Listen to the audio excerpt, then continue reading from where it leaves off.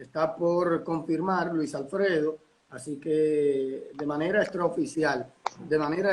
Hola Liz, buenas tardes, bienvenido a Entre Cronistas. ¿Qué hay de nuevo, hermano? Todo bien, ¿y tú, mi hermano, cómo te sientes? Todo Gracias por la bien. invitación. Un honor, definitivamente un honor, Odalis.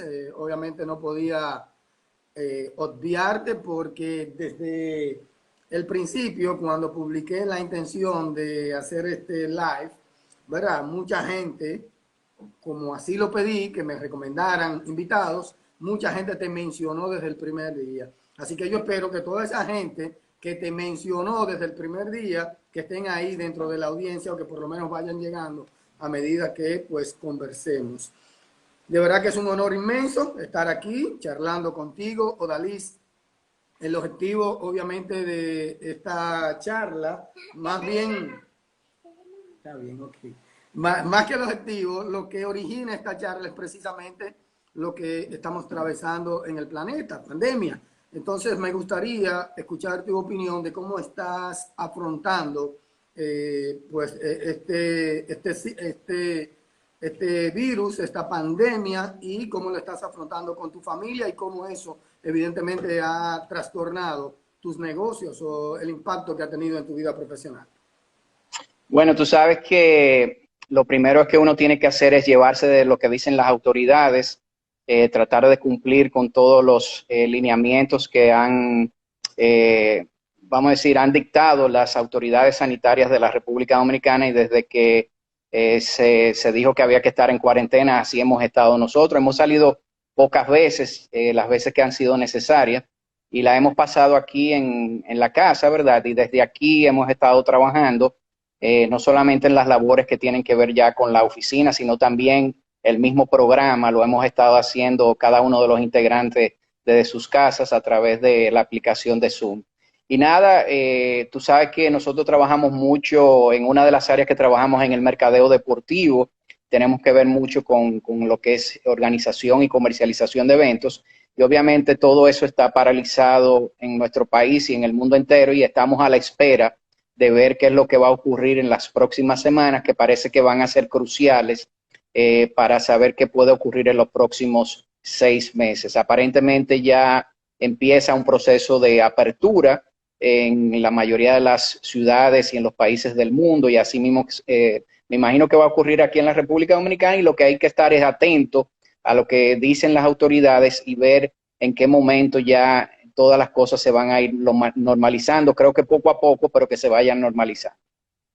Odalis, tengo entendido que naciste en los Estados Unidos de Norteamérica y que viniste a muy temprana edad, ¿verdad? En tu plena niñez, vamos a decirlo así. Cuéntanos un poquito de Odalis Santiago, el niño. Mira, mis padres, mi madre y mi padre se fueron a residir a los Estados Unidos en la época de la dictadura. Y, yo nací en la ciudad de Nueva York y vivía allá hasta los 12 años cuando vine a residir a la República Dominicana. Para mí, el inicio, cuando vine a vivir para acá, fue un poco difícil porque yo realmente no sabía hablar el español, aunque mis padres son dominicanos y uno generalmente se comunica con ellos con palabras básicas y entiende perfectamente el español. Para la hora de uno articular, ¿verdad? Se me hacía un poco difícil. Entonces, los primeros años aquí en República Dominicana fue básicamente para alfabetizarme en el idioma español, y entonces a partir de ahí entonces sí estudié en el Colegio Loyola 4 años y me quedé en la República Dominicana residiendo. Me casé con una dominicana, mi esposa, que creo que debe de estar viendo este live, y con ella cumplimos este año 30 años de casado. O Ah, sea que ha sido, no hay forma, ¿verdad?, de que yo me hubiera ido a vivir a los Estados Unidos. Creo que encontré lo más hermoso, ¿verdad?, de aquí en República Dominicana, y con ella he procreado 2 hijos, una hembra que vive en los Estados Unidos y el varón que tú lo conoces, que siempre va conmigo cuando tiene la oportunidad y no tiene clases en la universidad, siempre va conmigo al programa. el fanático del fútbol, hombre que tiene camisetas, ese, Odalis, y todo ese muchacho y todas esas camisetas del fútbol. No, eso es una cosa increíble, camiseta y gorras. Y entonces lo Gorra. bueno es que a veces, tú sabes que cuando uno está en momentos difíciles, por ejemplo, como yo estoy ahora, que ya mañana, si Dios quiere, puedo resolver esto. Este no es el largo normal de mi cabello, pero la cuarentena, tú sabes que ha golpeado el sector de la peluquería y de los salones. A veces cuando uno está con los cabellos así, le digo, préstame una gorra. Lo que hace que me dice, coge una de las gorras más viejas porque de las más nuevas tú no te las puedes poner. O sea, tiene una colección extraordinaria de gorras y de camisetas. ¿Y qué está estudiando él? Él está estudiando ahora mercadeo. Mercadeo también. O Mercadeo, sea, pero le gusta mucho el deporte. O sea, es increíble la cantidad de conocimientos que tiene. Generalmente, muchas de las cosas de las cuales yo me entero en el mundo del deporte es gracias a él. Odalis, ¿jugaste algún deporte en tu Mira, niñez? en Estados Unidos, sí, en Estados Unidos tú sabes que el estadounidense, el principal deporte es el fútbol americano, y en la época de invierno, ese era el deporte que más nosotros jugábamos, pero a mí el que más me gustaba y el que yo jugué sí ya de manera más formal fue el béisbol. De hecho, yo jugué un par de años en Little League, allá en Castle Hill, en Nueva York, y entonces jugué un par de años hasta que vine aquí a vivir a la República Dominicana, y aquí en República Dominicana, increíblemente, a pesar de ser la meca del béisbol, aquí entonces en mis años de bachiller, entonces me empezó a gustar más el baloncesto, y ahí mi pasión por el baloncesto, que no lo practicaba tanto allá en Estados Unidos. ¿En qué universidad te matriculaste? En la UNFU, empecé estudiando ingeniería civil en la UNFU, pero después, cuando empecé a trabajar en los medios de comunicación, allá en el año 1984, me tuve que cambiar a PEC, donde estudié administración de empresas. Ok, de ingeniería administración. Pensé que había sido mercadeo, tu No, segunda intención de carrera. No. Ok, mercadeo fue, entonces vamos a decir, sí, fue algo circunstancial.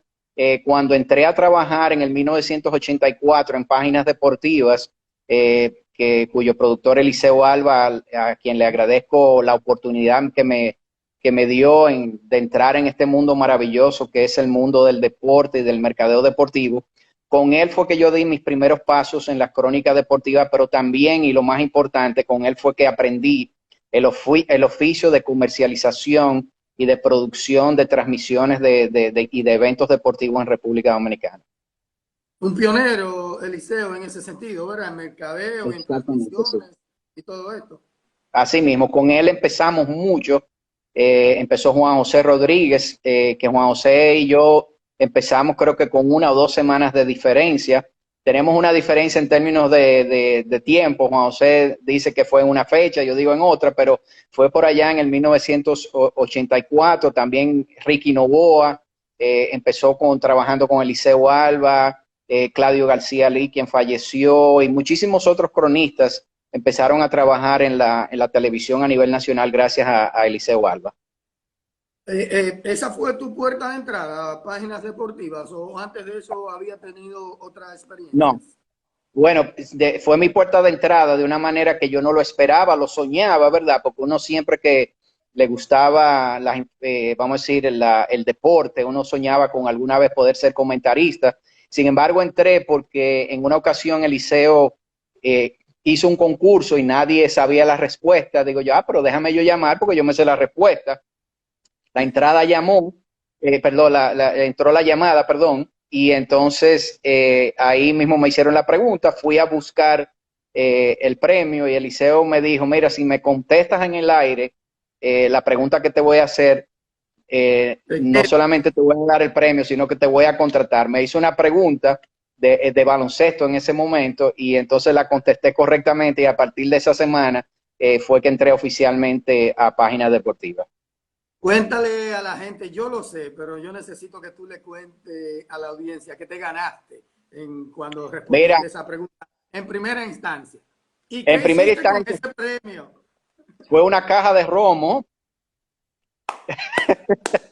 una caja de Bermúdez, que era el patrocinador de Página Deportiva, que por cierto, yo cuando eso ya conocía a quien era mi esposa y éramos amigos. Ella vivía cerca de mi casa, y te puedo decir que con esa caja de ron y grupo de amigos y amigas y la disfrutamos. Y el Pero segundo premio fueron unos Kelme. Así unos unos tenis. tenis Kelvin. Tú sabes que yo hago siempre mis tareitas, ¿verdad? A pesar de que uno conoce, pero uno quiere investigar más y más porque de eso se trata, para hacer un buen Pero trabajo. Pero creo que disfrutamos más la caja de Romo que los tenis. ¿qué es lo que ahí esa era mi pregunta, porque no te veo a ti como un tipo palero, traguero, ¿me entiendes? Pero en ese No, momento le dije, tú sabes que sí, cuando estaba en el colegio y en la universidad fueron años de mucha intensidad y de muchas fiestas y todo ese tipo de cosas, pero después que nos casamos, porque nosotros nos casamos jóvenes, entonces uno pasó ya una vida un poquito más formal. Me encanta una cerveza buena, bien fría por el clima de nuestro país, me encanta beberme un whisky, pero vamos a decir que ya es un trago más social que social, uno estar sirviendo. Exacto. claro, ese grupito que mencionaste, Juan José, Ricky, tú, yo veo que Juan José domina mucho el fútbol norteamericano. Tú eres también una eminencia en ese sentido. ¿Fue una influencia de Eliseo, esa sapiencia, Obviamente. esa intención?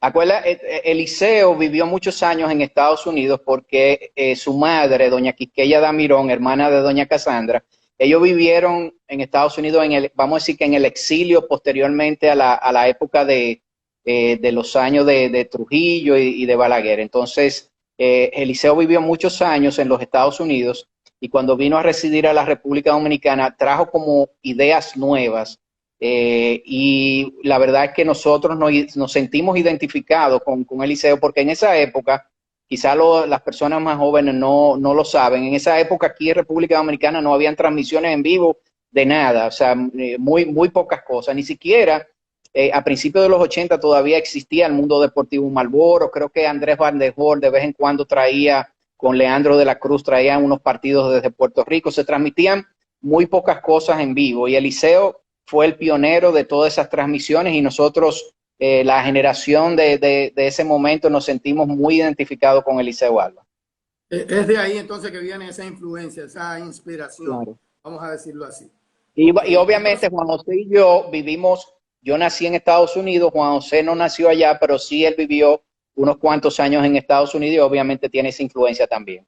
¿cómo fue el proceso de aprendizaje en términos de lo que es el mercadeo deportivo, organización de eventos deportivos y la venta, la publicidad? ¿Cómo fue ese proceso de aprendizaje con don Eliseo?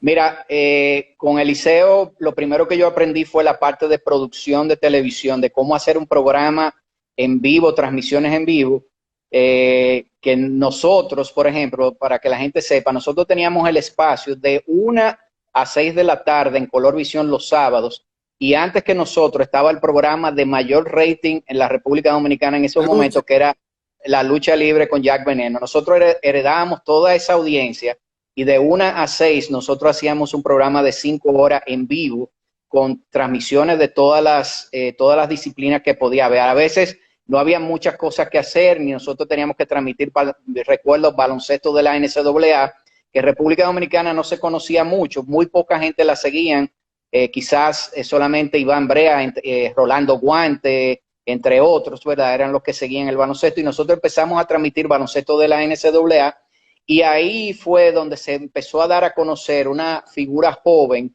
un jovencito llamado Michael Jordan, que estaba en la Universidad de Carolina del Norte, jugaba con James Worthy. Bueno, ya James Worthy en ese momento se había graduado. Nosotros empezamos a transmitir a toda la República Dominicana partidos de Michael Jordan, partidos de Wayman Tisdale, de todos estos jugadores extraordinarios del baloncesto universitario que posteriormente iban a brillar, Charles Barkley, iban a brillar en el baloncesto de la NBA. Entonces, inmerso en la parte de la producción, Eliseo era una persona que tenía excelentes relaciones con las principales empresas y Eliseo siempre me decía, mira, lo más importante que tú puedes hacer conmigo cuando vayamos a una reunión es observar. Observa cómo se comportan las personas, los ejecutivos de las empresas, qué es lo que a ellos les interesa. O sea, con él yo aprendí mucho en términos de observación. Uno pasó mucho trabajo al principio. Yo recuerdo que el primer programa que yo hice fue un programa de radio que se llamaba Donkeando, que es el mismo nombre que tiene Julián Suero en su programa ahora. Ese programa lo pusimos conjuntamente con Iván Brea, y nuestro primer anuncio, después de hacer muchísimas gestiones, porque ahí fue que yo aprendí que cuando tú no tienes un producto que tiene mucho alcance y que la gente no lo conoce, la gente no te lo va a comprar. Nuestro primer cliente fue Super Perro, un hot dog, un carrito de hot dog que había en la Núñez de Cáceres con Guarocuya, y era un intercambio. Después de como 2 o 3 meses de haber agotado el intercambio, ya ni siquiera queríamos consumirlo. Pero ese fue el único anuncio que nosotros conseguimos. Pero después... Le mandaban Super Perro por pila. Sí, exacto. Yo te veía a ti, por ejemplo, Satoshi, ¿quiere un Super Perro? Toma, ven.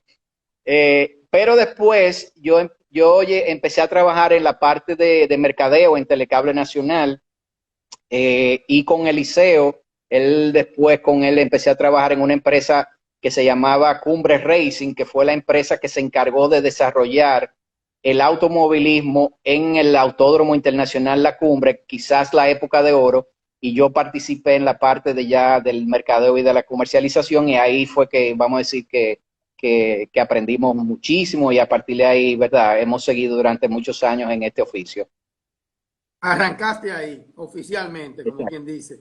¿Cuándo llegas entonces a la liga? ¿Tú trabajaste o tienes mucho tiempo trabajando esa parte en la liga de béisbol profesional? Mira, a finales de los años 2000, creo que fue en el 1999, en el 2000, yo no sé si tú recuerdas que el Baninter compra la compañía Deportes en la Cumbre, compañía en la cual ya yo estaba trabajando porque había sido comprada por un grupo de accionistas que eran de Telecable Nacional, donde yo era el gerente general de un canal de deportes que se llamaba Deportes TCN.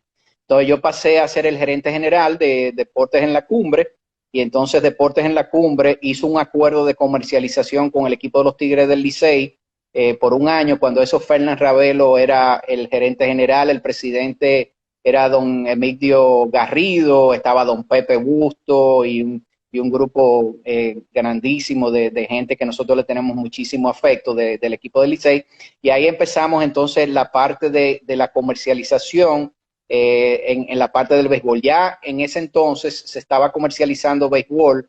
La compañía de Julito Jacín ya había comprado los derechos de todos los equipos. Ellos se lo habían comprado a la gente de la comercializadora internacional deportiva, empresa con la cual yo trabajé, y fuimos los primeros que empezamos a transmitir partidos de un partido en vivo todos los días desde todos los estadios. Y eso fue a principios de los años 90. Ahí estuve yo con Omar Japún, y ahí conocí yo a un muchacho inquieto, que yo digo que es el millonario más pobre de la República Dominicana, el señor Félix Olivo, y ahí también estaba Mario Emilio Guerrero, que formamos un gran equipo y empezamos una comercialización para esa compañía, que posteriormente entonces esos derechos pasaron a la compañía de Julito Jacín. Félix es millonario ya.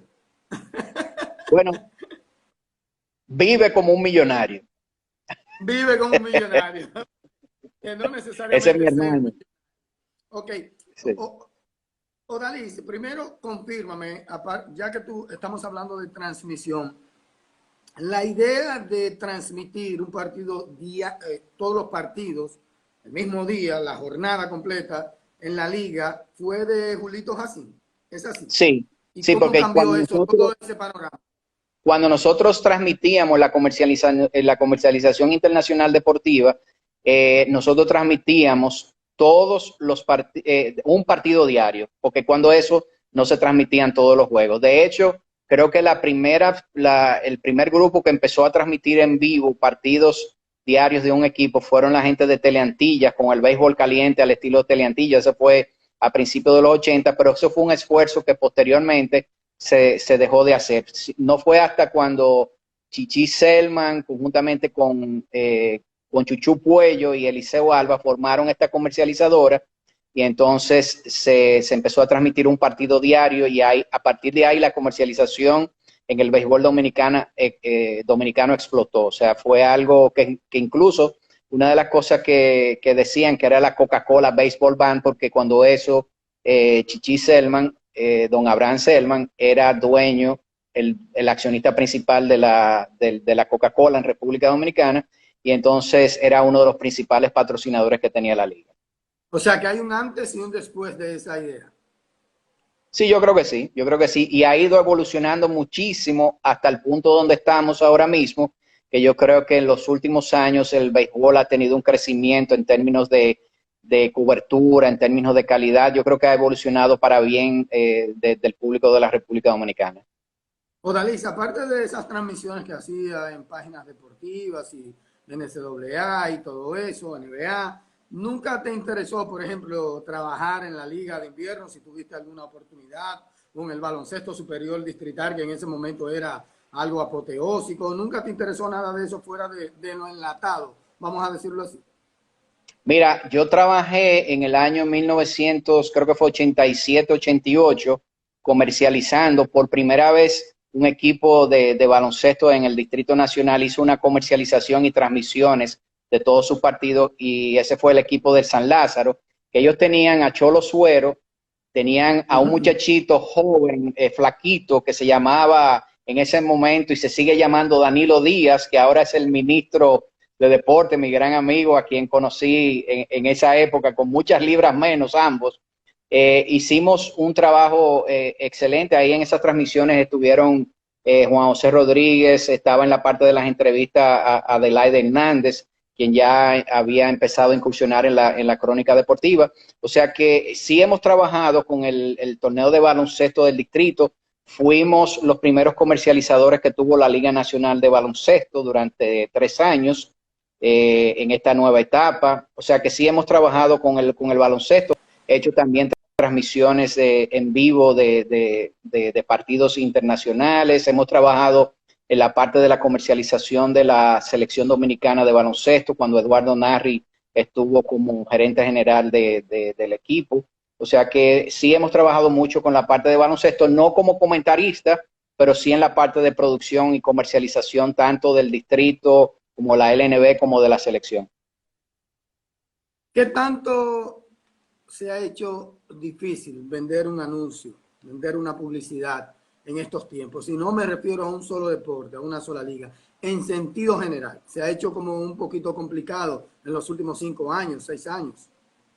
Sí, mira, sacando el béisbol es, yo diría que en términos de inversión en publicidad y mercadeo de deporte en República Dominicana debe de ser el 80-85% de los recursos que se destinan, porque es que el béisbol es el código, está en el código genético del dominicano. El dominicano, desde que se acerca la fecha del inicio de la temporada de béisbol hasta que finaliza, es una atención permanente a lo que está ocurriendo en el terreno de juego. Y es porque la gran mayoría de los dominicanos, aunque no sean fanáticos del béisbol, aunque no conozcan los jugadores, lo importante es para ellos si ganó el Licey, si ganó las Águilas o el Escogido, los Toros, los Gigantes o las Estrellas, dar cuerda, y eso es parte del diario vivir de los dominicanos. Sin embargo, los otros deportes han venido decayendo en términos de ingresos de publicidad, porque cada día se hace más difícil conseguir presupuestos adicionales a lo que es el béisbol de parte de las empresas dominicanas, y en el mundo está ocurriendo eso, porque si tú ves, por ejemplo, en Estados Unidos, el gran componente de ingresos de los equipos es básicamente los contratos de televisión. No es por asistencia, no es por lo que se genera dentro de los estadios, sino el gran dinero está en las transmisiones de televisión. Sin embargo, en la forma en que está estructurado y por la forma en que se trabajan los canales de televisión en República Dominicana lo que más rating da son las novelas y las películas, por ejemplo. Y el deporte se disfruta no tanto por televisión, sino vamos a decir, en cualquier colmadón o en el estadio, y eso realmente no marca tanto en los ratings como otro tipo de producto. Entonces, los equipos tienen que comprar arrendamiento de esos espacios, y entonces se vende la televisión conjuntamente con todos los otros proventos, vallas, promociones, derecho a venta en en el estadio. Entonces, ¿qué ha pasado? Los demás eventos, como son el baloncesto, el fútbol y otros eventos que siempre tenían el respaldo de las empresas, ya están recibiendo menos respaldo de las empresas privadas, porque yo no sé si tú has visto que hay una tendencia a nivel mundial en el mercadeo deportivo que dice, en vez de yo participar en un evento y ser uno de 20, yo prefiero montar un evento mío propio donde yo voy a controlar todos los aspectos de mercadeo del evento. Por ejemplo, nosotros que organizamos la Copa Intercolegial Claro de futsal y de voleibol, tanto masculino como femenino, eso es un evento donde todos los atletas que participan escolar, un evento que empezó con 16 equipos masculinos hace 9 años, hoy participan más de 100 y pico de colegios a nivel nacional y todo lo que aparece en el evento es en la camiseta, el logo de Claro, en las vallas, todo controlado por Claro. Y la recordación de la marca para los que participan en ese evento es mucho mayor a que si ellos, por ejemplo, participan en un evento donde hay 20 marcas más. Obviamente en el béisbol sí tienen que estar porque el béisbol sí tiene mucha incidencia, pero los demás eventos están siendo sustituidos por esos eventos privados. Ok, que básicamente en ese sentido se podría llamar que ese es el presente y el futuro. Exactamente. Y Odalis, fíjate que es así, que cuando tú ves que la mayoría de los eventos que se están haciendo, que no es el béisbol, tú ves que empiezan a dedicarle la copa a un político o a una figura pública, y es para tratar de conseguir que esa institución o ese político los apoye. Y cuando tú ves el portafolio de los clientes que están participando en esos eventos, la gran mayoría, el 70 al 80% de los patrocinadores son empresas del Estado. una locura. Hablaste de los Estados Unidos, vamos a regresar allá otra vez a nivel de transmisiones de televisión y los recursos que eso genera. Pero quisiera antes de eso hacerte una pregunta que tiene que ver con el patio. ¿Cuándo en República Dominicana vamos a llegar a ese modelo? Me explico. Que un determinado evento, voy a ser genérico, no quiero nombrar eventos, un determinado evento se lo venda a un canal de televisión y ese canal de televisión pague para la transmisión de ese determinado evento, tal y como sucede en Estados Unidos. ¿Cuándo va a llegar ese modelo a República Dominicana? ¿O tú crees que eso nunca va a llegar y que siempre vamos a seguir como estamos? Uno nunca debe decir nunca, ¿verdad? Porque eso es descartarlo de verdad por siempre. Yo creo que el término nunca es un término que uno no debe de utilizar, pero yo no vislumbro en los próximos años de que eso ocurra por lo que te digo. Aquí la televisión, los mayores, vamos a decir, los mayores ratings lo dan las novelas, ahora por ejemplo los reality shows y también por ejemplo las películas. El béisbol, que es el que más rating produce, te produce unos ratings extraordinarios, principalmente en el round robin, en la serie final, cuando son equipos tradicionales y durante la serie regular en algunos partidos. Pero es un negocio mucho más, porque imagínate, un capítulo de una novela, ¿qué le puede costar a un canal de televisión? Le cuesta poco dinero y la rentabilidad que tú obtienes vendiendo 2, 3, 4 millones de pesos por algo que te cuesta cada capítulo $500, $600, la rentabilidad es mucho más alta. Entonces, pagar unos derechos carísimos por unos derechos no tiene sentido por el momento en República Dominicana. Internacionalmente, ¿qué liga se lleva la mejor tajada o la mayor tajada a nivel de contratos publicitarios por televisión, de transmisión de televisión? En Estados Unidos, en Estados Unidos. En Estados Unidos, el fútbol de la NFL es la liga la más rentable por excelencia, y es porque hay una razón, y es que el fútbol de la NFL se ha posicionado muy bien como el deporte de los domingos, tanto en otoño como en invierno en los Estados Unidos. Tú estás en Estados Unidos y tú sabes que los domingos, ese día le pertenece al fútbol de la NFL, aunque haya NBA. Fíjate que la NBA trata de no contraprogramar esos días, y cuando lo hace pone unos partidos bastante tarde para ir llenando un calendario, pero todos esos partidos del fútbol de la NFL, contrario a lo que ocurre con la NBA, Major League Baseball, el hockey sobre hielo, la mayoría de todos los partidos de la NFL están a nivel nacional de los Estados Unidos en los canales broadcasting.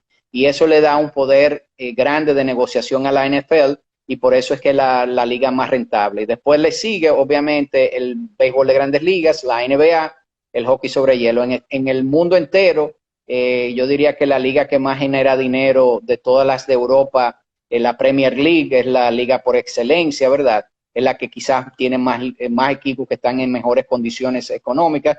La Bundesliga, la Liga Española, la Liga Francesa quizás un poquito por debajo, el calcio italiano, pero de las de Europa, yo diría que la Premier League es la mejor de todas. Odalis, por la naturaleza del deporte mismo, la NFL, ¿verdad? Del fútbol americano o norteamericano, no se juega todos los días, como el baloncesto, como el béisbol. Si tú me extrapolas el fútbol norteamericano al modo NBA o al modo Grandes Ligas, que se juega todos los días, ¿tú crees que sería tan exitoso en ese sentido, jugándose todos los días? Mira, una de las cosas que yo creo que va a ser positivo de esta pandemia que ha ocurrido a nivel internacional y en el mundo es el asunto de que tú tienes que por obligación ser creativo para ver cómo tú puedes completar la temporada. Y esto ha generado, y nosotros en el programa siempre hablamos mucho con Damaso, con Iván, Carlitos y todos los muchachos, Daniel y Jordan, siempre hemos hablado, y José Armando Acta, de que hay algunos deportes que necesitan verse con otra visión. Por ejemplo, ¿por qué jugar una temporada de 82 partidos en el baloncesto de la NBA? Cuando a lo mejor, si con la mitad de esos partidos ya tú sabes cuáles son los mejores equipos y cuándo ellos se puedan enfrentar. ¿Por qué hacer tantos partidos? Cuando tú haces tantos partidos como en la NBA, como en el béisbol de grandes ligas, la gente pierde el interés por un partido de la temporada regular. Con tantas cosas que tú tienes que hacer y tantas cosas que tú puedes desviar tu atención y te puedes entretener con tantas cosas, tú ponerle atención a un partido de 3 horas y media de béisbol o un partido de 2 horas y 45 del baloncesto de la NBA, que no representa nada para fines de quién va a ganar el campeonato, eso hace que mucha gente diga, bueno, yo me voy a enterar posteriormente, veo los highlights, a ver quién ganó, quizá pongo el final del partido para ver quién ganó. En el fútbol de la NFL no ocurre eso, porque cada partido, como son 16 juegos en la temporada regular, cada partido es crucial e importante para saber si tú vas a clasificar o no. Entonces, hacia el futuro, yo creo que lo que va a ocurrir es que se van a reducir los calendarios y se va a buscar la manera de poderle dar mayor importancia a cada partido de la serie regular, cuestión de que la gente se pueda conectar y que le tenga algún tipo de interés. O sea que es la NBA y las grandes ligas las que tienen que cambiar, ¿no? No la NFL. La NFL está bien jugándose sí, semanal. Yo creo que sí, porque ellos son 16 partidos, ¿tú entiendes? Cada partido es crucial. Cuando tú pierdes 2 o 3 juegos consecutivos en la NFL, ya tú estás corriendo el riesgo de quedar descalificado. En la NBA un equipo bueno puede perder 2 o 3 juegos consecutivos y eso no pasa nada, ¿tú entiendes? Esa es la realidad. Sí. Bueno, dejando un poquito el tema mercadológico a un lado, que está muy interesante, pero que hay que aprovechar este tiempo contigo, vamos a hablar un poquito de actualidad. Odalis, ¿qué tú crees que va a pasar precisamente con los deportes profesionales en los Estados Unidos? ¿Verdad? Tomando en cuenta de que, por ejemplo, se dio un reporte hoy de que en junio, aparentemente, creo que fue Donald Trump que lo dijo, se van a morir 3,000 diarios en los Estados Unidos. Y yo me sorprendí, te lo puedo buscar y confirmar. ¿Qué tú crees que va a pasar con el deporte profesional en los Estados Unidos? Llámese NBA, que debió estar ya terminándose, y las grandes ligas que hace un mes y alguito debió comenzar. Mira, lo que hemos estado viendo es que ya en Estados Unidos empezó un proceso de apertura, porque es que el ser humano, por más que tú trates de convencerlo de que tiene que mantenerse en cuarentena, lamentablemente el ser humano tiene que salir, tiene que empezar a producir económicamente, el ser humano no, la mayoría de las personas no van a aguantar estar todo el tiempo metidos en su casa porque la economía tiene que empezar a producir, porque si no te va a matar el coronavirus, te va a matar la falta de El hambre. recursos, Sí. la parte económica. Entonces ya vemos que en Estados Unidos, con ciertas restricciones, la mayoría de las principales ciudades, la mayoría de estados empezaron a abrir. Yo entiendo que hay que ir viendo cómo van evolucionando las cosas, pero tanto la NBA como el béisbol de Grandes Ligas, la NBA lo agarró la temporada casi al final de la temporada y no han decidido un campeón. En el caso de Major League Baseball, no, ni siquiera pudieran empezar la temporada, pero tienen que hacerla porque entonces el Major League Baseball tiene la restricción, contrario a la NBA, en que tiene el problema del invierno, de que los equipos no pueden jugar, muchos equipos no pueden jugar en invierno, porque entonces la temperatura no se lo permite.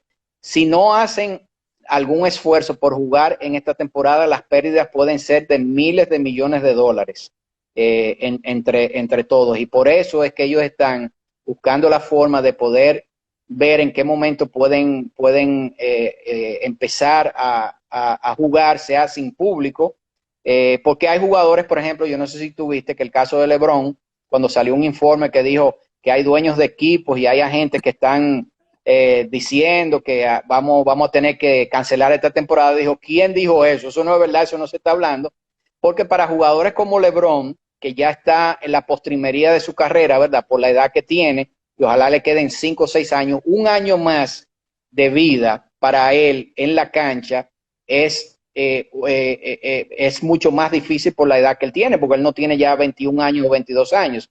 Entonces, él perdería mucho si esta temporada no se llega a coronar un campeón, y más que las probabilidades de que los Lakers pudieran ganar este año eran bastante amplias. O sea que yo creo que Oralí, se va a pero, hacer todo lo posible por jugar.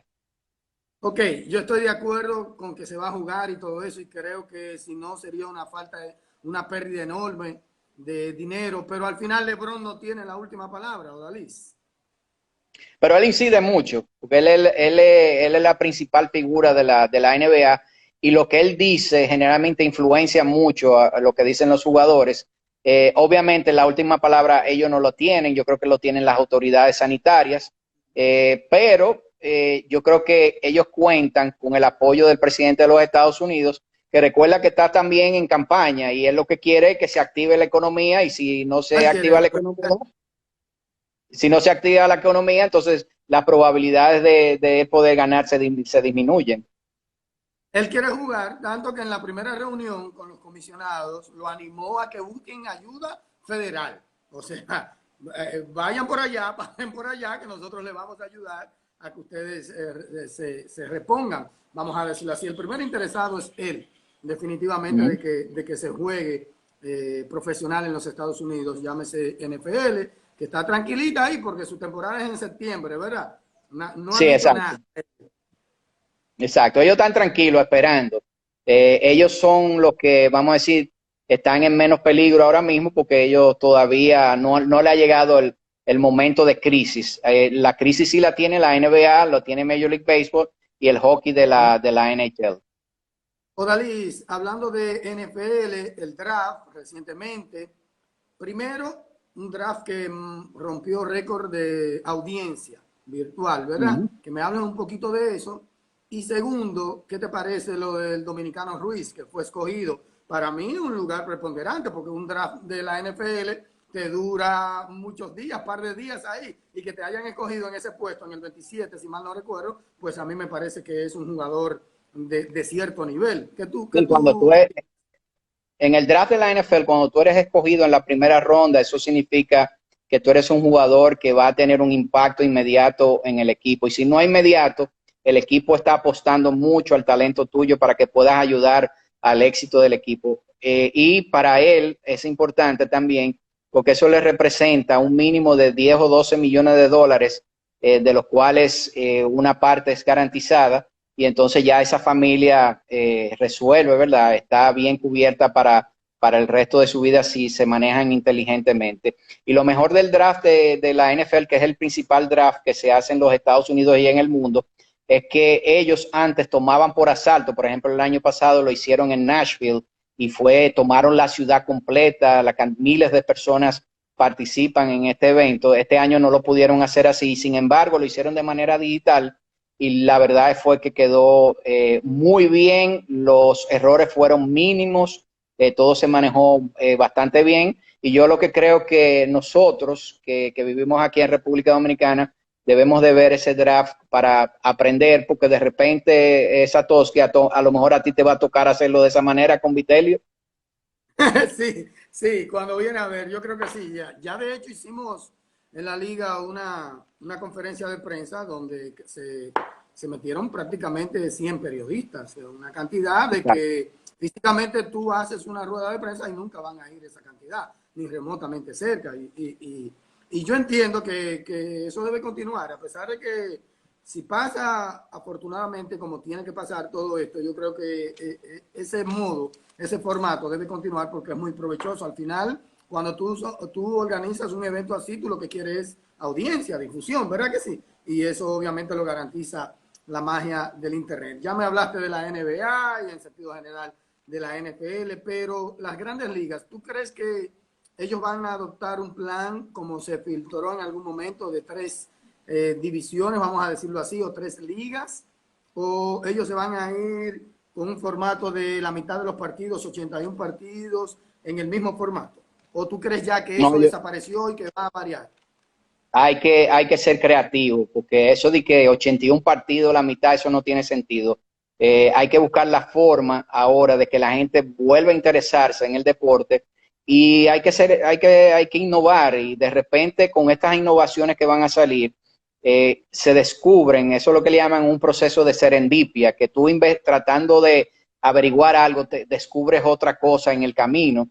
Y yo creo que todo esto, de las cosas positivas que va a ocurrir es que van a surgir formatos nuevos que van a ser mucho más atractivos, porque lo principal es que sean más atractivos para los millennials y para la generación Z, que es la generación y son los fanáticos que está perdiendo el béisbol de Grandes Ligas, y este es el momento quizás para romper con todos esos esquemas que son de que tienen décadas, ¿verdad?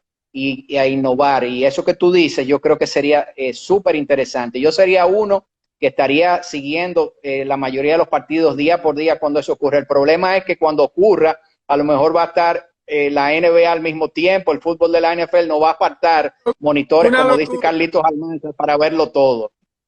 una locura. Pero tú ves fanáticos, por lo menos este año, tanto en la NBA como en las grandes ligas. Mira, yo creo que sí, quizás con alguna restricción, por ejemplo, cada 2 o 3 asientos quedarán vacíos, ¿tú entiendes? Porque la verdad es que vimos una WrestleMania que hizo la WWE, lo hizo sin fanáticos, y la verdad es que eso fue como comerse un rulo sin ni aceite, ni cebolla, ni nada. Eso no supo a nada. Yo creo que quizá un partido sin fanáticos es difícil. Yo creo que al final de cuentas lo que va a haber es distanciamiento social, y quizás en vez de todo un estadio lleno, cada 2 o 3 asientos a lo mejor la gente se acomoda. Pero nada, hay que ver lo que dicen las autoridades. LeBron en principio se regó, LeBron James dijo que no, que Sí, ese porque juego él no estaba... sabía él no sabía la magnitud de lo que venía. Después se ¿Tú no, crees, retractó. ¿Tú no crees que él habla mucho y como antes de tiempo, como que es muy emocional y reacciona al calor del momento? Mira, él históricamente yo creo que se ha manejado bastante bien en términos públicos. Obviamente el que habla mucho comete errores, es como el que batea mucho, tú bateas, ¿verdad? Bateas mucho, pero también te vas a ponchar, y de vez en cuando el hombre se poncha. Ha cometido quizás algunos errores en los últimos tiempos, pero vamos a decir que en términos generales LeBron ha sido uno de los atletas que mejor se ha manejado públicamente. ¿Tú lo viste o lo veías siendo campeón con ese equipazo de los Lakers? ¿O no? ¿O se tenía que Mira, bajar con los Clippers, por ejemplo? yo creo que iba a ser interesante la serie con los Clippers. Yo diría que en primera instancia yo pensaba que los Clippers podían ser favoritos, pero una de las cosas que estábamos discutiendo es que en una serie final de la conferencia entre los Clippers y los Lakers, el equipo de los Clippers estaría jugando como visitante 7 partidos en caso de que se fueran a 7 juegos. Y tú dirías, pero ¿y cómo va a ser? Si ellos si tienen mejor récord, tendrían que jugar 4 en su casa o 3 en su casa. El problema es que ellos juegan en el mismo estadio de los Lakers, y en el estadio de los Lakers, aunque ellos sean home club, el 60 o el 70% de los fanáticos son de los Lakers. Entonces ellos tendrían al público en contra, y yo creo que eso nivelaría mucho esa serie, y teniendo a un jugador como LeBron James en uno de los equipos, irse en contra de LeBron James a ese nivel es muy difícil. Pero ya ellos compraron el Forum por eso. Barmer. Bueno, ellos compraron el Forum para que la gente que son los mismos dueños de los Knicks no se opusieran a la construcción del estadio nuevo. Ellos no van a jugar en el Forum, quizás jueguen ahí temporalmente, pero realmente Ballmer, que es el dueño de los Clippers, lo que está comprando eso es para evitar que lo demanden por el estadio nuevo que ellos van a construir allá en Los Ángeles, conjuntamente con el equipo de fútbol americano.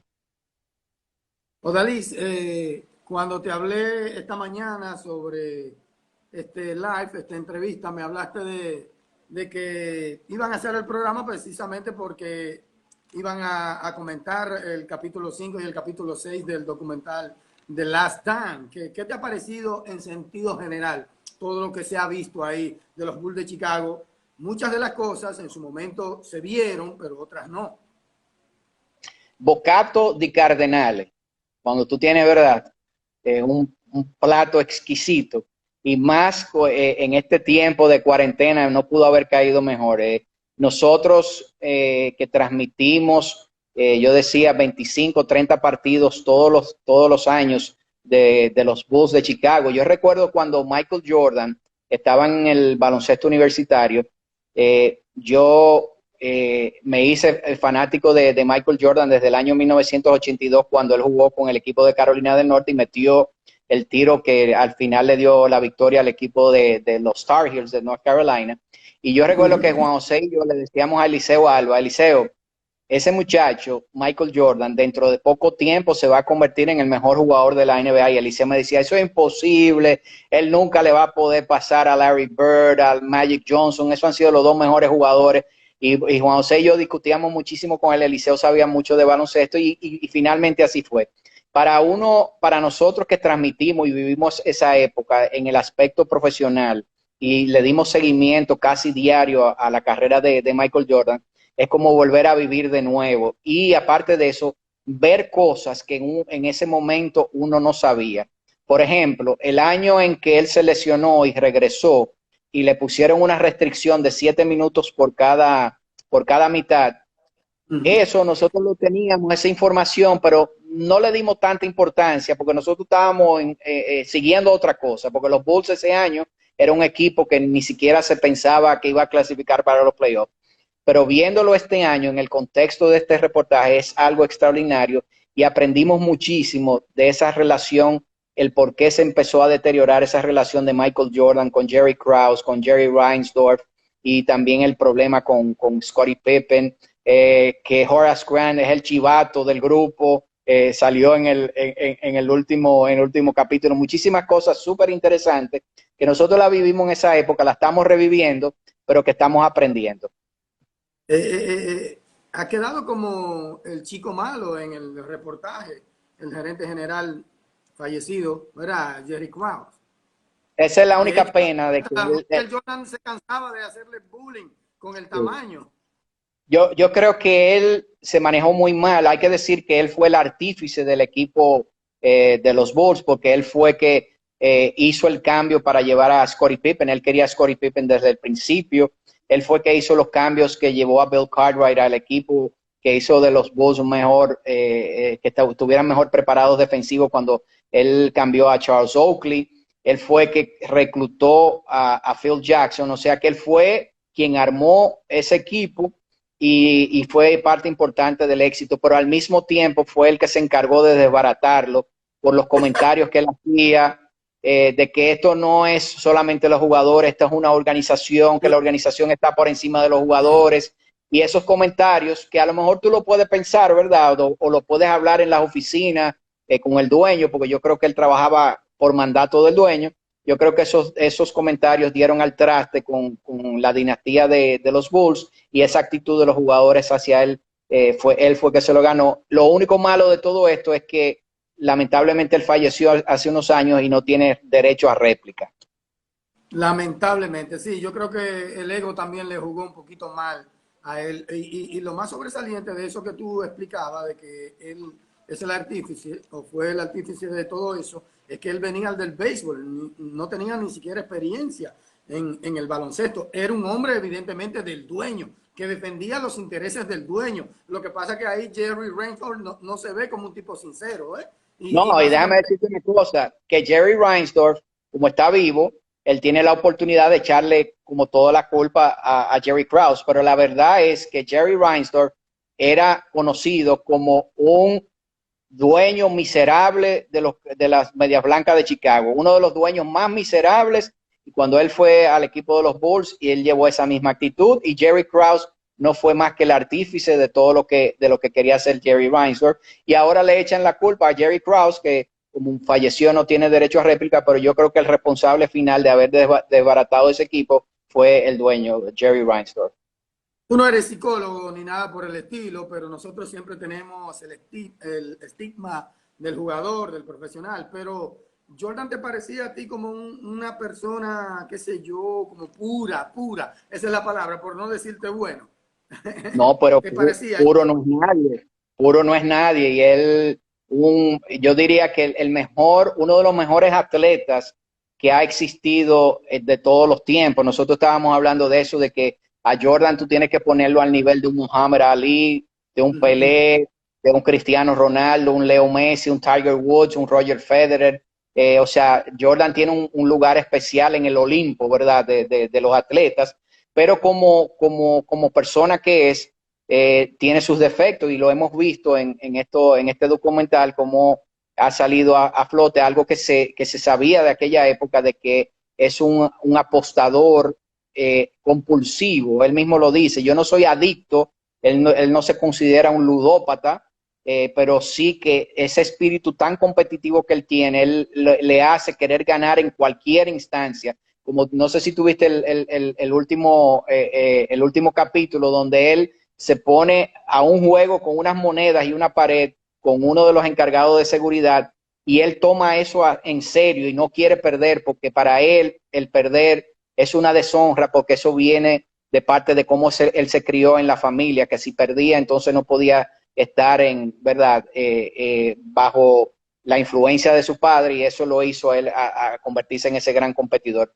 Obviamente sus defectos, ¿verdad? No es una persona humilde, eso siempre se sabía, pero su grandeza como atleta es algo extraordinario, y es un ejemplo a seguir por todos los atletas del mundo. Lo que hemos visto a lo largo de este documental, de estos capítulos de este documental, lo que ya sabíamos, ¿verdad? Lo que sabemos de la liga, que era muy dura, muy fuerte, muy competitiva, muy agresiva. Todo ese ambiente se prestaba a que los tipos fuesen así. O sea, vemos como un Isaiah se va y no saluda a Chicago, vemos la enemistad, donde quiera hay como un chisme, como un mal ambiente en sentido general. Era la liga que se prestaba a eso, porque la liga de hoy, el ambiente es completamente sprite, completamente light, vamos a decirlo. Mira, yo te diría que había un alto nivel competitivo en esa época, porque se jugaba mucho más físico, y yo siempre he dicho que eso no necesariamente implica que se jugaba mejor defensa, sino que era otro estilo de juego. En esa época se marcaban quizás menos puntos, había menos posesiones por cada partido. Ahora se tiene que defender mucho más terreno, y eso creaba en esa época una gran rivalidad, porque se jugaba físicamente. Cuando tú entras en el juego físico, eso hace que la gente se digan cosas en la cancha, se mienta la maíz, en este caso la maíz de la cancha, y todo ese tipo de cosas, y se crean enemistades. Ahora lo que pasa es que yo creo que las rivalidades son igual de grandes. Lo que pasa es que ahora los jugadores tienen este tipo de instrumentos que tú y yo estamos utilizando ahora, como el Instagram, en las redes sociales, que obligan a que los jugadores sean políticamente correctos. Muchas de las cosas que tú ves que se decían en ese documental, ahora los jugadores quizá no lo hacen por temor a que si eso se difunde en las redes, eso le puede costar incluso hasta su carrera o le puede costar muchísimos ingresos. Yo diría que el nivel competitivo, las rivalidades son iguales ahora, lo único que ahora, para fines de Banky Pool, para fines de la cámara, para fines de las redes sociales, nos damos las manos, sí, mi hermano, y este que lo otro, y desde que damos la vuelta, goodbye Charlie, no quiero saber de ti. Y que evidentemente también es una eminencia en el mercadeo deportivo. Dalis, entonces, ya para cerrar el capítulo del documental, Netflix ha aprovechado la cuarentena para adelantar estrenos, ¿verdad? Ya vemos como muchas series incluso se han adelantado y el documental también, pero en sentido general yo veo como que hay una ola de documentales deportivos porque ya se filtró que ESPN me parece como que filmó el último año de Kobe Bryant y que ahora la familia tiene que dar el permiso para que se haga un documental. Yo veo a Klay Thompson que va a lanzar ahora en mayo temprano, creo que es ya mañana día 6, su documental de cómo fue la lesión y el proceso de recuperación. Hay una ola y me imagino que Netflix está ayudando para que haya mucha audiencia en ese sentido. Bueno, gracias al éxito que ha tenido esto le va a abrir las puertas a muchas otras producciones. De hecho, ya hay muchos jugadores del baloncesto de la NBA que tienen sus propias productoras. Por ejemplo, Steph Curry tiene su productora, Kevin Durant tiene su productora, LeBron James tiene la suya, Kobe Bryant, tú recuerdas que ganó un Oscar por un documental, un corto que hizo sobre su relación con el baloncesto. O sea que vamos a ver en los próximos meses y en los próximos años muchos documentales. Lo que quisiéramos saber es si LeBron le dará acceso, como Jordan le dio acceso a ese equipo del 96, el 97-98, al equipo, a un grupo que filme, ¿verdad? Como hicieron con Michael Jordan, y en cuántos años lo veremos después que él se retire, porque una de las cosas que uno puede ver de LeBron James y las condiciones extraordinarias físicas que él tiene es que posiblemente uno no se sorprendería si el hombre juega hasta que tenga 40 años. Increíble, O sea, increíble. Sí, cuando viene a ver es así. Yo me enteré de cosas que en ese momento yo siempre fui un fanático de los Bulls de Chicago y esa seguridad, yo pensé que era con el equipo que trabajaba, pero hoy me doy cuenta que era con Jordan y Jordan tenía como unos hermanos que cuidaban por su seguridad. Pero yo pensé que era del equipo, esos que están en el gate, en el pasillo. Yo no sé si tú, un moreno, que yo le decía incluso el nombre de un político dominicano de la época. Yo le llamaba por el apellido y ahora me entero que eran de Jordan y que eran varios hermanos. Una locura. Sí, exacto. Así mismo. Yo no sé si era el equipo, yo creo que era el equipo que lo pagaba, la seguridad de él, porque ellos siempre estaban con él en todas partes, porque es que él no tenía vida social y eso fueron de las razones por las cuales que lo motivaron a que él se retirara después de ese tercer campeonato, y él lo dijo en el último capítulo, que su vida era prácticamente encerrado en un hotel y que cuando él salía de ahí no podía hacer muchas cosas, era acosado, ¿verdad? Era por una multitud que lo que quería era verlo, tocarlo, autógrafo. Entonces, lamentablemente él era un preso de su propia fama. Eso es así, no hay dudas. Entonces, en cuanto al documental, ¿tú te crees que evidentemente va a tener el éxito de audiencia con Netflix y con ESPN, que es el que lo pasa cada domingo? Mira, la audiencia, quien te la va a dar es ESPN, porque ESPN sí ha dado información de que ha sido muy exitoso. Netflix, como es una compañía privada, vamos a decir, no da informaciones sobre qué cantidad de personas ven las series que tienen y todo eso. Pero obviamente, por lo que uno ha podido percibir, principalmente en Latinoamérica, el baloncesto y más Michael Jordan ha tenido mucha incidencia y tiene que haber tenido unos niveles de audiencia bastante amplios. Tú mencionaste el documental Dear Basketball de Kobe Bryant, que ganó Oscar. Exacto. Hablando de películas deportivas que han ganado ese prestigioso premio, que son pocas, ¿verdad? Blindside, ¿cómo es que se llama? Blindside, Rocky, Lado Ciego de sí, Sandra Bullock, exacto, Rocky con Sylvester sí, Stallone, Million Dollar Baby, que ganó. exacto. ¿Cuál es tu película o para ti cuáles son las mejores películas deportivas? Mira, yo creo que es Rocky porque yo incluso vivía en Estados Unidos cuando esa película la hicieron, fue algo icónico y posteriormente vinieron varias versiones, ya después de la tercera entonces se convirtió en algo, ¿verdad? No sé si estás ahí, Satoshi. Estoy aquí, pero como que me fue, no, no entiendo. Ahora Ok, sí. sí. Pero para mí la mejor que yo he visto así, o que la que más me impactó fue Rocky en su momento, que ojalá que la gente lo pueda ver, quizá una de las mejores actuaciones de Sylvester Stallone. Tú mencionaste Blindsided porque es un caso de la vida real extraordinario de este jugador, un jugador de la línea ofensiva de Alabama y se ve cómo es que funciona el fútbol universitario y con las personas de background pobre. Vamos a decir que esas han sido quizás de Million Dollar Baby también, las de béisbol de Kevin Costner. No, yo soy, vamos a decir, aficionado del cine, no necesariamente del deporte, sino de cualquier tema y de una película que tenga un buen guión y que esté bien hecha. Pero yo diría que la que más me impactó de todas fue Rocky. Entonces, finalmente ya, Odalis, por eso te pedí estos minutos, ¿verdad? Extras.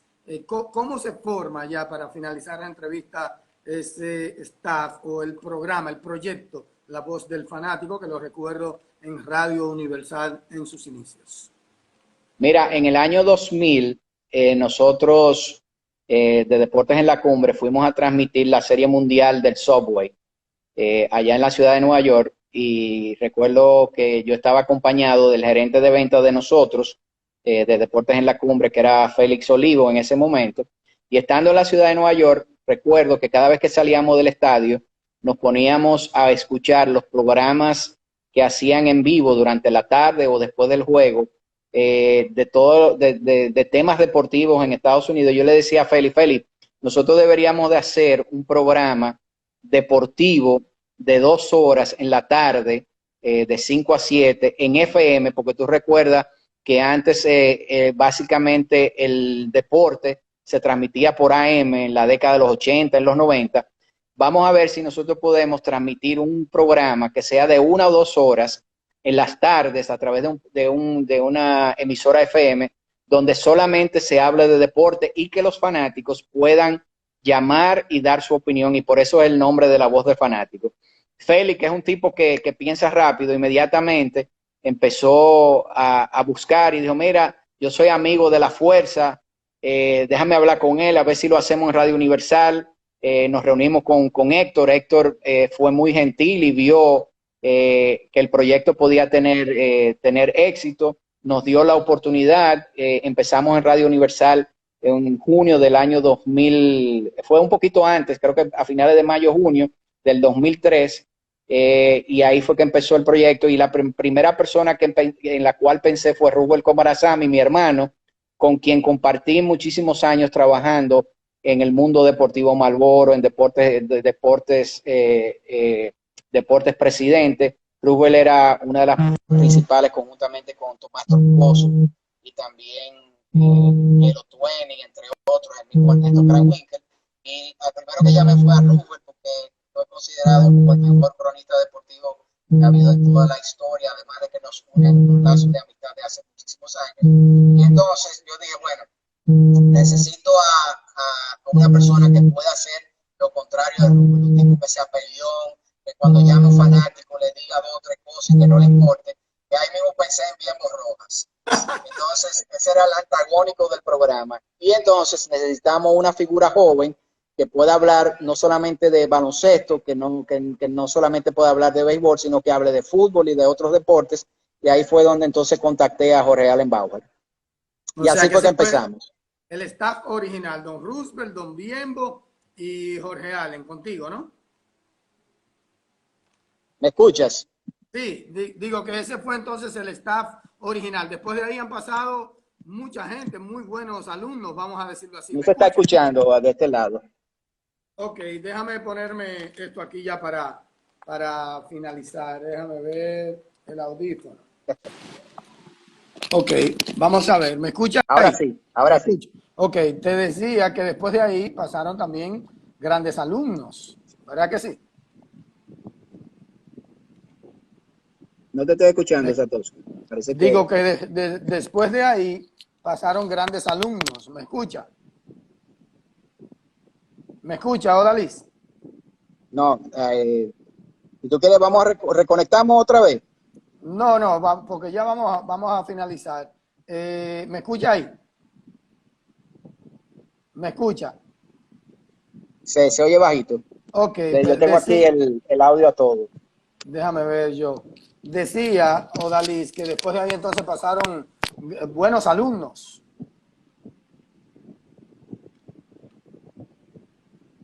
No me escucha, no me escucha. Bueno, el público aparentemente, bueno, salió exacto. Vamos a esperar, ¿me escucha Máximo? Vamos a esperar que Odalis se reconecte. ¿Verdad que sí? Porque aparentemente él recibió como una llamada. Yo no sé si ustedes se dieron cuenta, pero eso afectó la conexión. Vamos a ver, vamos a ver.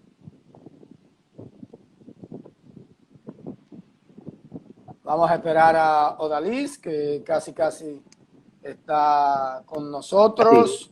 ¿Me sí, escucha ahora ahora, sí, verdad? ahora sí. Eso fue, parece la llamada. Tú estabas recibiendo una llamada, Sí, ¿verdad? lo que pasa es que tengo un guayayelo, entonces ya tú sabes. Mira, entonces te decía que después de ese staff original han pasado muy buenos alumnos. Sí, el primero que salió fue Jorge Allen Bauer, porque Jorge Allen, como a los 2 años, tuve que salir a atender ya los negocios de la familia, la escuela Bauer y todo eso.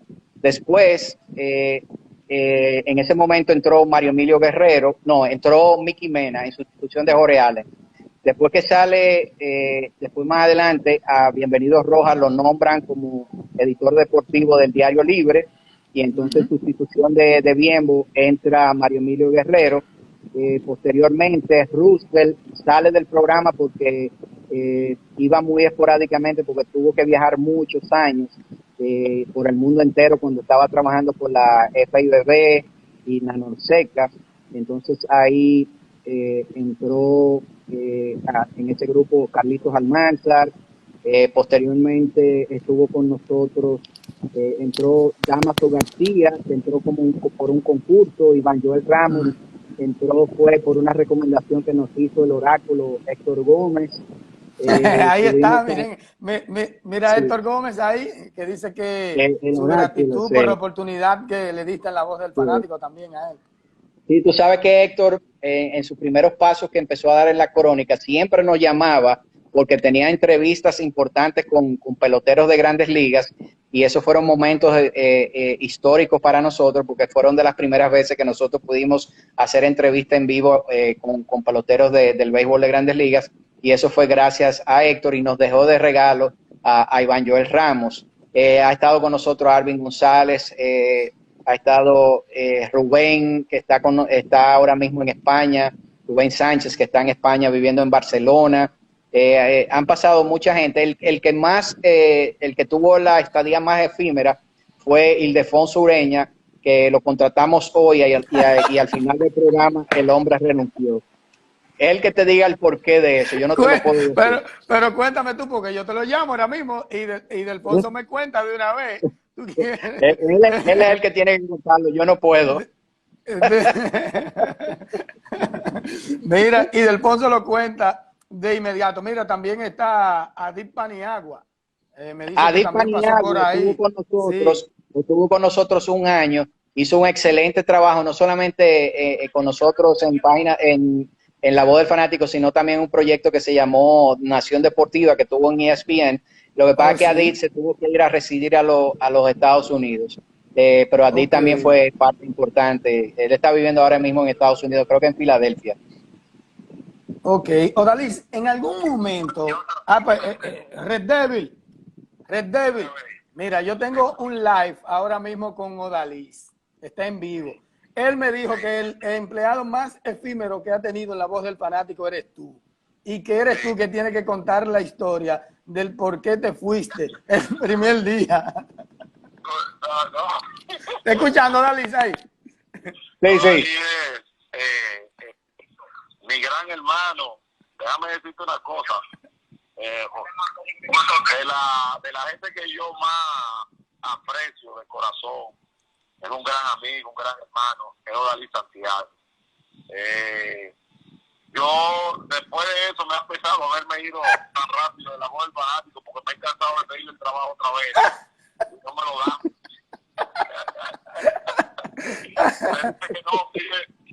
que hay que hablar primero con Carlito Almanzar, sí.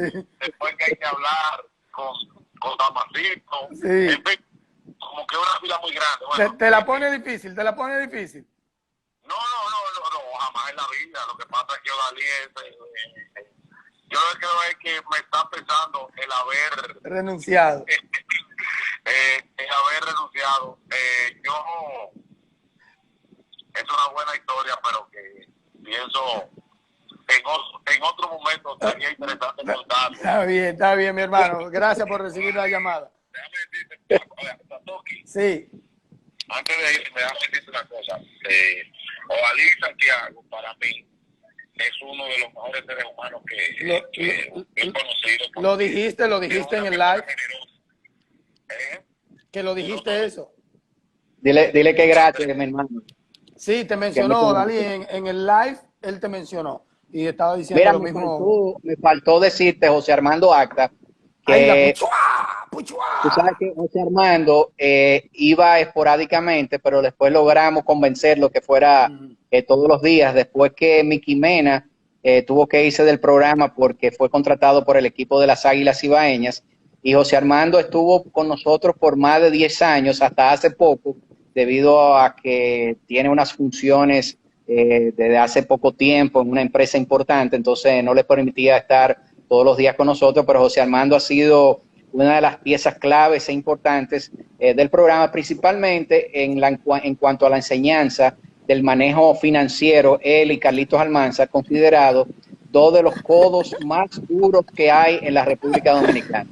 Vamos a ver si yo consigo a Carlitos, sí, porque ese tiene muchos cuentos. Odalí, entonces te decía anteriormente que yo, escuchando La Voz del Fanático un día, te escuché imitar, no recuerdo el personaje, porque fue como que entré y me desmonté del vehículo, pero me reí mucho en el poco tiempo que tuve de sintonía. Tú eres un imitador, por lo visto, Dalí, porque yo me sorprendí con ese talento tuyo para imitar. ¿A quién es que tú imitas? Refréscame, por favor. Lo que pasa es que me gusta mucho el mejor actor que ha tenido toda la vida en México. Mi nombre es Chabelo. He hecho más de 500 películas y un programa de televisión. Nada, me gusta mucho la Nutella. Y nada, saludos. Ay, yo sabía que era ese, sí. Chabelo. Que se llama, Chabelo.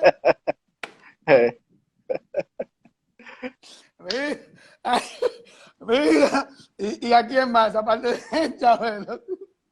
No, hay otras imitaciones que uno las hace de manera privada, porque tú sabes que uno tiene que aprender a ser políticamente correcto. Mira, ¿y por qué tú le dices el oráculo a Héctor Gómez?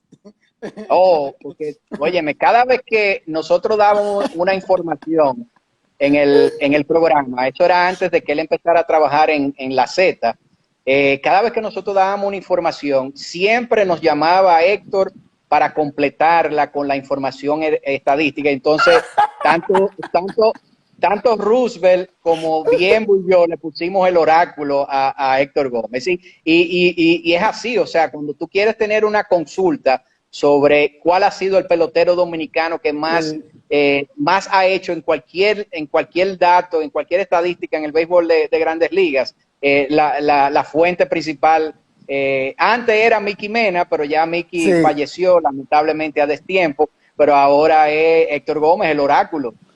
Sí, mira, dice el ingeniero que cuando le ofrece a él, y veo que muchos fanáticos, muchos amigos de la audiencia lo están apoyando, y que sí, que cuando tú lo ofreces. Yo estoy loco que tú lo ofrezcas para ver si salgo de él. Es que el problema es que el ingeniero es muy caro, es igual muy que Eric Almonte. Eric Almonte, nosotros le hemos ofrecido que esté con nosotros, pero nunca nunca ha aceptado, pide un dineral. Entonces yo le he dicho a Eric, así no, Sí. viejo, o sea, Sí. tú crees que tú es béisbol de Grandes Ligas, no es así. Sí, mira, te faltó John Castle aparentemente porque Ramos me dice que hay un John comentarista. Castillo, sí, Sí, John sí, sí. Castillo trabajó con nosotros principalmente haciendo un reporte desde San Francisco de Macorís para el equipo de los Gigantes. John Castillo, una excelente persona, un profesional extraordinario, y se hizo muy de moda con el John Castle Report. Tú sabes que Sí. también con nosotros colaboró muchos años con nosotros Junior Matrillé, Sí. desde San Francisco de Macorís, y muchísima otra gente que quizá ahora se me pasa, pero que Se te han escapa. contribuido con el éxito que ha tenido La Voz del Fanático. Odalis, muchísimas gracias de verdad por tu tiempo, por tu humildad. Sabemos que hiciste un gran esfuerzo. De hecho, hubo alguien de la audiencia que dijo que, por eso es que no está La Voz del Fanático.